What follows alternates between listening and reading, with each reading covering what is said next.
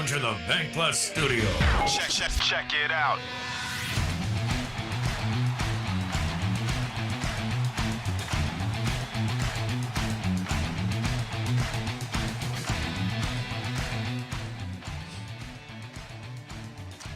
Good morning. Welcome in. The Out of Bounds Show is brought to you by Mosquito Joe. Jackson.mosquitojoe.com. Make outside fun again. Go with Mosquito Joe as you're, throwing a get-together here over the next month or two on the patio or the deck. Parties, graduation, all kinds of stuff going on. They also can install misting systems at your house with Mosquito Joe. Just think Joe DiMaggio, Mosquito Joe. And if you have an existing system, they can service it. All at Mosquito Joe. Welcome in. Good morning. Out of Bounds, ESPN 105.9 The Zone. We welcome in Mike Detillier on the Modelo guest line. WWL Radio TV New Orleans, Saints LSU Insider, NFL Draft. Thursday night. We're all excited. And Mike D, tell me, all right, number 3 pick in the NFL Draft. What are the San Francisco 49ers going to do Thursday night? Well, all the indications it's Mac Jones. But I had this in my draft book because I went to print with it the same day they made the trade to get up to that. And I got told by a guy that I trust a lot out on the West Coast. And he's given me some pretty good information. And he said, I'm telling you that John Lynch really likes Trey Lance. And so that's what I went with. In my book, I put Trey Lance.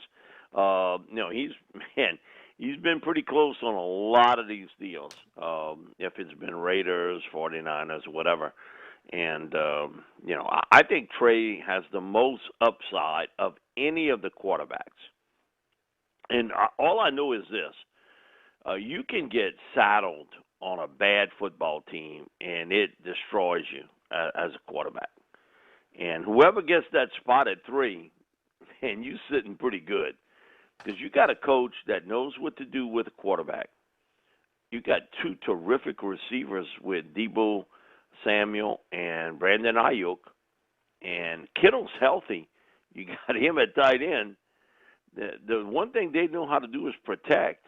That 3 spot becomes where, man, I'd want to go because I do know one thing. You got an opportunity here to make something happen and happen big in San Francisco. And they were certainly ravaged by injuries last year, but good gracious, they got some talent around you. And can you say that about Jacksonville, the Jets? No. You can't say that. I mean, Trevor's going to get beat up in Jacksonville.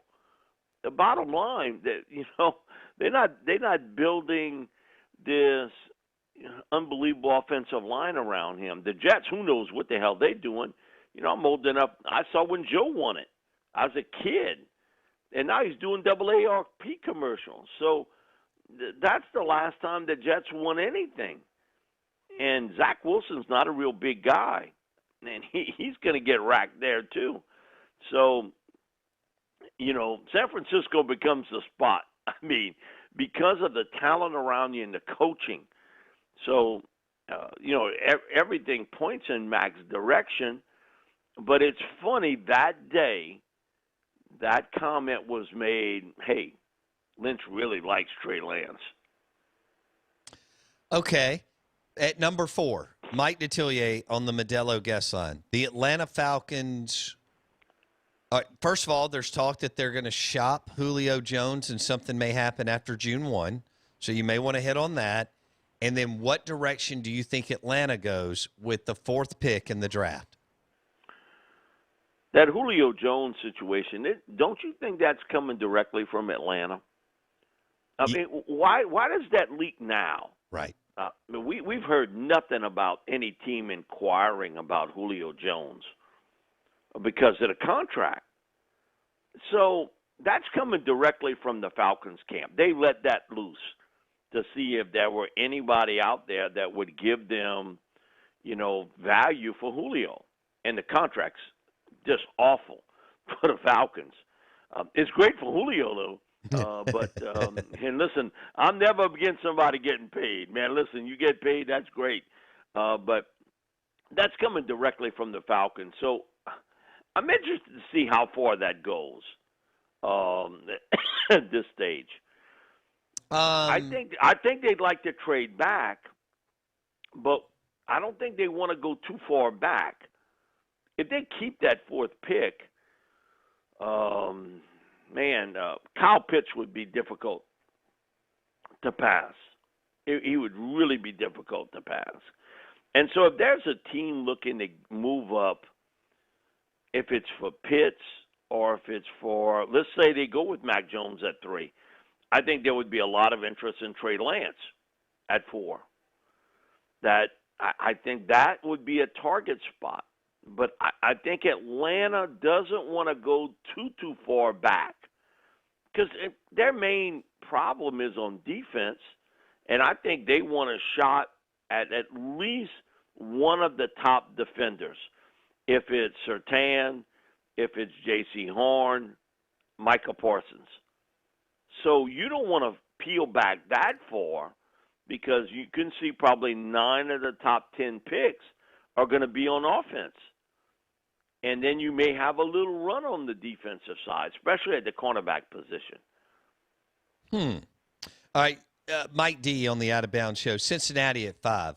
Penei Sewell or Kyle Pitts or Jamar Chase, depending on who's there. Man, I would sit Joe down and says, listen, I understand perfectly why you want Jamar. And he'd be tough for me to pass on. But I got to keep Joe healthy. And Penei Sewell would help me do that. In essence, I'd have an opportunity there with him. But, Jamar's difficult because he's such a great playmaker there. But offensive line play is critical. You've got so much invested in Joe. You got to protect him. And, man, I was doing a national show the other day, and they were trying to sell me on this Riley Reif. Man, how well he'll help. Riley Reif, he's 33 years old. He's been an above-average starting offensive lineman in the league. Man, Riley Reif is not going to drink from the fountain of youth, and all of a sudden become this unbelievable player. You got to do what you got to do in Cincinnati, and I would go with Penei.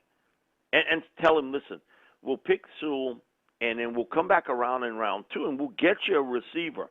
He's not Jamar, but, But it's a deep class. We got one shot at Penei Sewell. Right. We got one shot at it. Right. Okay, so at number 6, if they go Penei Sewell, the tackle out of Oregon, the Cincinnati, the Dolphins are on the clock. Is Jamar going there or Kyle Pitts? Depending on what happens with Pitts at 4, then I think the Dolphins – if it's between both, I think they go with Pitts. But I just got a gut feeling something may happen at 4 with Pitts. And so then you would go with Jamar. And, so now, all of a sudden, I got Jamar to help Tua. And they have a second first-round pick. And I would go with Najee Harris there. And so now I would have Najee Harris and Jamar to go with Tua. I'm giving him every opportunity now to play big because my defense is good enough to win in Miami. But what I need is more production and on the consistent level for Tua. And so, I would go with Jamar. But if Pitts is on the board, he's difficult to pass. Because I can play him so many different areas. I can put him as that flex tight end. I can put him out wide. He's a mismatch for everyone. He's the highest graded tight end I've done in 36 years. The one guy who had that moniker for a long time is Tony Gonzalez, and he's in Pro Football's Hall of Fame. And Pitts graded higher than he did. Okay, so. That's interesting to see. But is running back the most devalued position in the first? In today's world, yeah.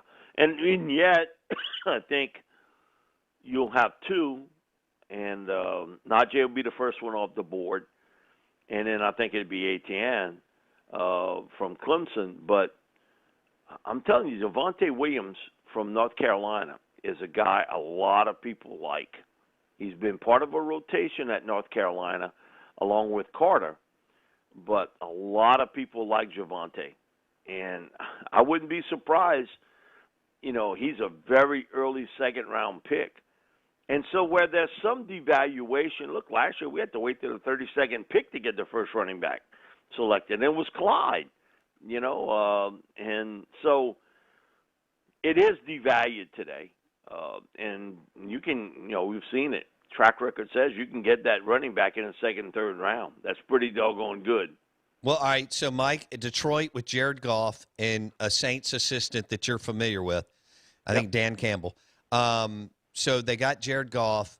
What do the Lions do at number 7? If it'd be me, I'd pick Justin Fields and I'd walk away. Bam. But, man, Devontae, I think, ends up being the guy there. Kenny Galloway gets away in free agency to the Giants. I need a receiver, and on that fast turf, and Devontae is a great route runner, which fits what Goff really is looking for. Mm-hmm. A guy that can really be a good route runner. Okay. And he catches the ball so well outside his body frame. So, again, if it would be me, I'd go quarterback because Goff is just a one and done in Detroit. But I think they're going to go receiver. And I think they're going to seriously consider Jalen Waddle too. But I got to go with Devontae there. Okay. Then what does Carolina do at 8? Carolina needs offensive line, and so Rashawn Slater would be hard to pass on. They got a big hole at left tackle, and, you got to protect Sam Darnold. And so I would go with Slater from Northwestern. Man, I saw him. He came to a Louisiana line camp when he was a junior in high school out in Texas. He's a Texas kid that went to Northwestern. And he was even talking about it back then. You could tell, he was a big kid who could move his feet well, really good technician. And he was a middle range recruit, and he ends up at Northwestern. And man, he can play. And if anybody really slowed down Chase Young, it was him. You watch that 2019 game. I mean, he slammed him. Okay. He absolutely slammed him. Chase Young didn't do squat against Rashawn Slater. Again, he opted out last year, but he is a terrific player, great work ethic. Man, he gives you everything he's got. And I saw that in the 4 days he was with us. Man, 3 days in that hot sun in Louisiana in June. Man, and he had a lot of energy. He played with energy the entire time. So I like Slater a lot. Real smart kid, too. Mike Detillier, NFL Draft Insider on the Modelo guest line. Number 9, Denver Broncos. Justin Fields, according to where we're going right now, Mike, is still on the board. What do the Broncos do before my Dallas Cowboys pick? Yeah, I would go with Justin at that point. Drew has been what he was at Missouri, a bit of a hot and cold quarterback. So much expectations for him last year. And then it never worked out. It just never worked out for him. So I got to go with Fields at that point. And then number 10, Steven and Jerry are on the clock. Dak Prescott's Dallas Cowboys. What do you think they do, Mike D? Patrick Surtain from Alabama. Okay. Yeah, I mean, he's my top-ranked corner, has been. I know J.C. Horn is right there, but, man, Surtain comes in there. He's NFL ready, great size, been well coached. I'm getting old because I scouted his pop. Yeah, man, did I? First time I ever saw his dad, I had him on a radio show a couple of weeks back. So first time I saw you playing basketball. And he said, I remember that. Yeah. He was on Edna Carr's state championship winning basketball team. His dad, and that's the first time I saw him play. I saw him play basketball. But he's a terrific player, football wise. He had some great issues that he admits to. Didn't wish he'd have maybe done a little stronger work there. He ends up at Southern Miss instead of LSU. Phenomenal LSU player. was recruiting. Yeah, LSU was recruiting him, but they were fearful that he couldn't get in. And so he went to Southern Miss, great player with the Dolphins and the Chiefs. And now he's at America Enterprise High School, and I think there are 6 players from American Enterprise that are going to get picked. Dang. And Tyson Campbell was in that secondary. Tyson, who will end up being a second-round pick. It was Tyson and Patrick at American Enterprise in the secondary. That's pretty good secondary there. But Pat, he you can tell, he's ready to play at that level. And the one thing he's got, similar to his pop, is that he's got amnesia. He does not let one bad play affect the next play. And I think it's a trait you better have as an NFL DB. Because if you're sensitive in the tuchus about getting beat, you out of this league real quick. And Mike Detillier, Mike D, his NFL draft guide is outstanding. He joins us on the Modelo guest line. First round of the NFL draft on Thursday night. Okay, so Mike, what do the Saints do with the 28th pick in the first round? When I came out with my draft book, I had been picking Greg Newsome II from Northwestern. But I think there may be a swap of positions here because of the injuries to Caleb Farley with his back. And who knows what type of free fall he's going to take with that. And so I think it's either going to be Caleb Farley from Virginia Tech or Zaven Collins from Tulsa. Zaven was a guy that was a Louisiana college that asked me to take a good look at Zaven when he came out of Oklahoma. And he played quarterback, wide receiver, tight end. He was the punter, kicker, safety, played a little linebacker. All he didn't do was collect tickets, sell popcorn and peanuts. I mean, he did everything else. And I really liked him. And I thought the weak side linebacker he was tall but lanky. Now, he's filled in that frame pretty well because he's over 240 pounds today. Really good cover linebacker, can run the field extremely well. But, he's only really been at that spot 3 years. So he's still sort of learning some of the nuances of it. But, boy, his ability to cover is really good. And he can run the field. And with Caleb was terrific in 2019. He's a big matchup corner, played some receiver in high school, and, he's had 2 procedures on his back. And I think most people will tell you that, if you had a back injury, you can get better, but it's always there lingering. Okay? Mike? You're not Al Bundy at Polk High no more. I mean, this is the big leagues, brother, and it's a physical sport. Hey, Mike Detillier, WWL Radio TV New Orleans. He joins us on the Modelo guest line talking NFL draft. Is there any chance that the Saints go wide receiver with that pick? I'd say that there's a possibility. I don't know about probability. Okay. Because when you look at it, if the right corner or linebacker is there, those are the 2 biggest needs you have. But this team is going to look different in 2021 because of Jameis. And the one thing with Sean, he's not going to force Jameis to be Drew Brees. Sean is smart enough to know he's going to play to Jameis' strengths as a player. And Jameis can really hum the ball deep downfield. Do the Saints have that type player? Michael The Thomas? answer's no, right? The present they don't. Deontay Harris got great speed, but can he stay healthy? He's a little guy. And so, Michael Thomas, we know he's in the short intermediate guy. Marquez Callaway, similar.